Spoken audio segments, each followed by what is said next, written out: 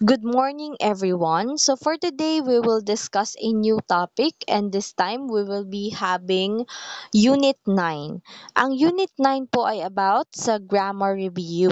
So, let's start it with 9.1, and 9.1 po is about intensive and reflexive pronouns. So, before we proceed with our discussion, let us first have the most essential learning competency of this topic. So at the end of this lesson, it is expected that the student should be able to observe correct grammar in making definitions. So allow me to present to you the learning objectives of our topic. At the end of the lesson, the student should be able to do the following. The first one is to differentiate intensive from reflexive pronoun. And aside from that, if possible, write sentences showing the correct usage of intensive and reflexive pronoun. Let us have this essential question kasi dito iikot yung ating discussion. How can you differentiate an intensive from a reflexive pronoun? So, we will answer this question once na matapos po ang ating discussion. Meaning to say, we will get back to this. Because as we proceed with our discussion, you will be able to answer this essential question. So, this time, magkaroon muna tayo ng review. I know you are already familiar with what pronoun is kasi even nung kayo elementary, ito ay nababanggit or na-discuss na since ito ay part ng speech sa English, ano po, and even sa Filipino. So the question is, what are pronouns? When we say pronoun po, it is a word used in place of a noun or noun phrase to avoid repeating the noun.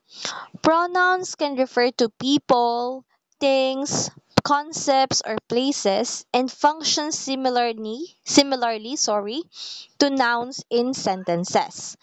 For example, instead of repeating a person's name multiple times, pwede kang gumamit ng pronouns like he, she, or they. Ano po? Aside from that, ang pronouns, it can also be subjects, objects, or show possession in sentences. So we will further discuss what pronoun is, particularly si intensive and reflexive. So when we say pronoun po ulit, these are words that refer to or take the place of noun in sentences. Similar to what I have said, ito ay pumapalit or humahalili. Ano po kay noun? So reflexive and intensive pronouns are formed by adding the suffix self or selves to some personal pronouns. The question is, ano yung personal pronoun? Pag sinabi pong personal pronoun, this is a type of pronoun that replaces a specific people or thing in a sentence, often referring to the speaker, the person being spoken to, or someone or something being spoken about. Ang personal pronoun, nagba-vary din siya depending on person. Let's say, nakadepende kung first person, second person, or third. Aside from that, nagba-vary din siya with numbers. It can be singular or plural, of course. And also, when it comes to gender and case, kung siya ba ay ginamit as a subject, object, possessive, or reflexive. Common examples po ng personal pronoun are pronouns I, you, he, she, we, at saka po yung they. Okay, yun po ang mga halimbawa ng personal pronouns. So, ngayon, magkaroon tayo ng further discussion kay intensive and reflexive. Let us first have the intensive pronouns. When we say intensive pronouns, it intensify their antecedent. Mama na yung antecedent. When we say antecedent po, this is a noun or noun phrase to which pronoun refers or replaces in a sentence. So it gives meaning to the pronoun by identifying the person, place, thing, or idea that the pronoun stands for. Halimbawa, sa sentence na, the dog barked because it was hungry. Again, I will repeat the sentence. The dog barked because it was hungry. Yung dog, we all know that that is a noun. Ano po? So, yung dog, that is the antecedent of the pronoun it. Aside from that po, ang intensive pronoun is dinedefine or dinedescribe din siya.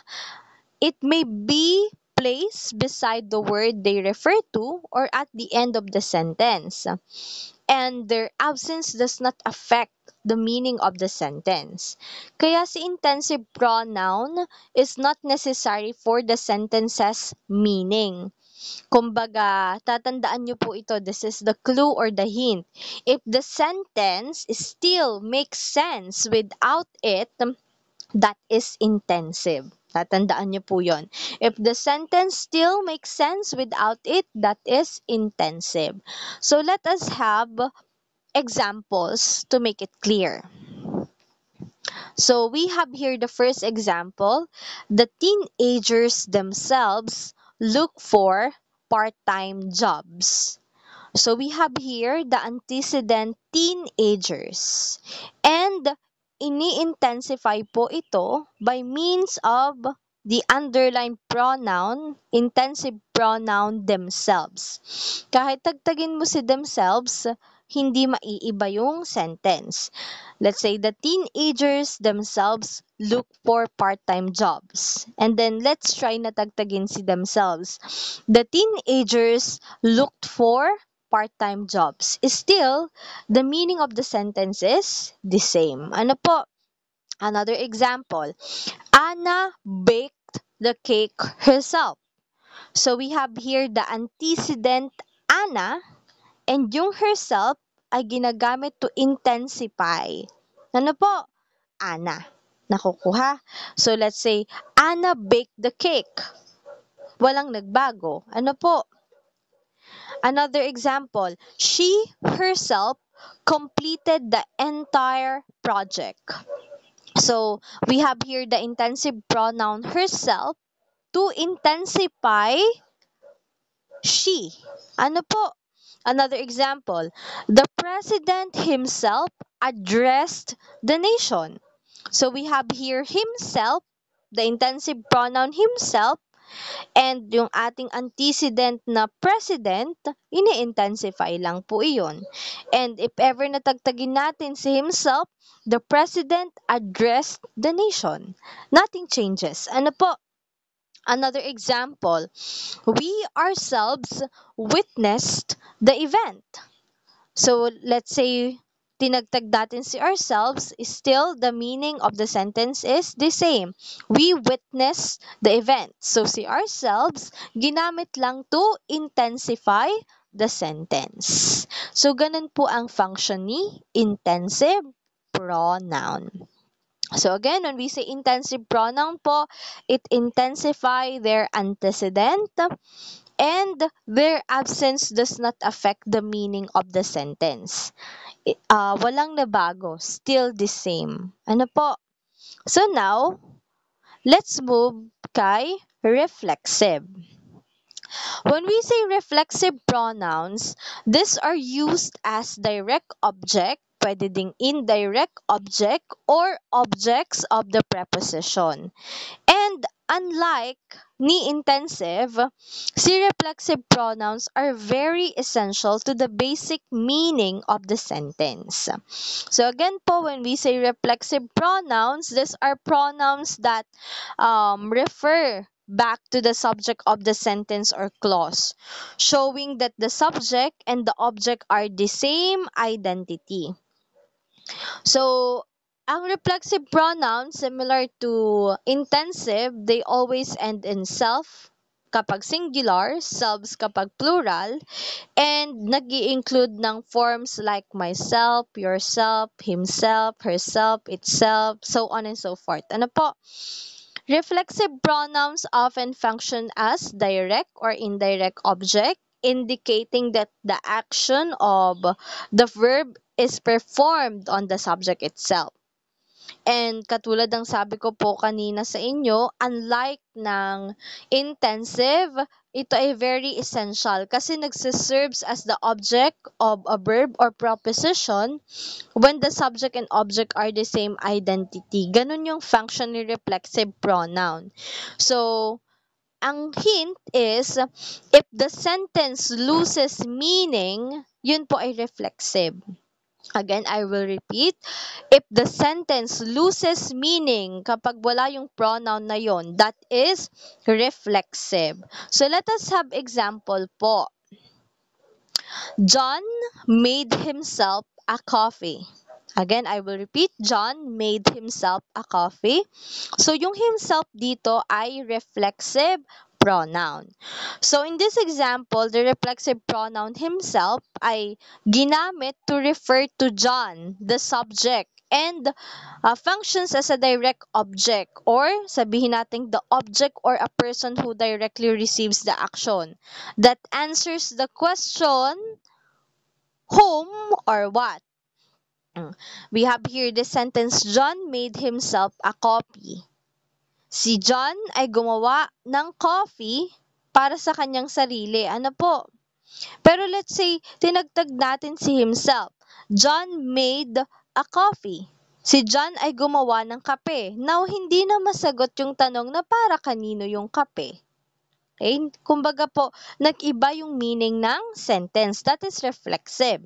Another example, my brother and I bought ourselves a guitar. So as you can see on this example, ourselves is the reflexive pronoun used to refer to the compound subject. We have here compound subject kasi dalawa. We have my brother and I. So the reflexive pronoun functions as an indirect object which answers the question to whom, or for what. Let's have this sentence again. My brother and I bought ourselves a guitar. Ang kapatid ko at ako, or ako at ang aking kapatid ay bumili ng gitara para sa amin, ourselves. Let's say tagtagin natin yung ourselves. My brother and I bought a guitar. Ako at ang aking kapatid ay bumili ng gitara. Nawala yung para kanino. Ano po? Next, my uncle tended this garden all by himself. So we have here the reflexive pronoun himself. Reflexive pronouns functions as an object of the preposition here. And ang preposition na ginamit dito ay preposition by. Example of prepositions, yung mga ought, in, on, by, for, yan. Pero on this case, ang preposition ay by. So in the given example, himself is the reflexive pronoun used to refer to the subject uncle. Ano po? And functions as the object of the preposition by. Let's have this one. My uncle tended this garden all by himself. Try nating tagtagin si himself. My uncle tended this garden all by. So, parang nawala ng sense. Hindi na complete yung thought. Kaya sabi that reflexive pronoun is very necessary sa meaning po ng sentence. Hindi siya pwedeng mawala kasi mababago ang ibig sabihin ng isang pangungusap. So that is the difference between intensive and reflexive pronoun. So, siguro ay clear ang discussion. Balikan natin yung essential question kanina. How can you differentiate an intensive from a reflexive pronoun? So when we say intensive pronoun po, again, this is used to emphasize a noun or pronoun already mentioned in the sentence. And aside from that, it is not necessary for the sentence meaning. Kahit tagtagin or kahit alisin siya, still the meaning of the sentence is the same. Unlike a reflexive pronoun, it is essential because it serves as the object of a verb or preposition when the subject and object are the same entity, rather. So, pwede nating i-differentiate ang dalawa by removing the pronoun from the sentence. Katulad ng sabi ko po sa inyo, if the sentence still makes sense without it, it is intensive. But if the sentence loses meaning, that is reflexive. Ano po? So, to cut it short, pag reflexive pronoun, necessary for the sentence. Kapag intensive pronoun, nag-a-add lang siya ng emphasis kay antecedent. So, that is the difference between intensive and reflexive pronoun.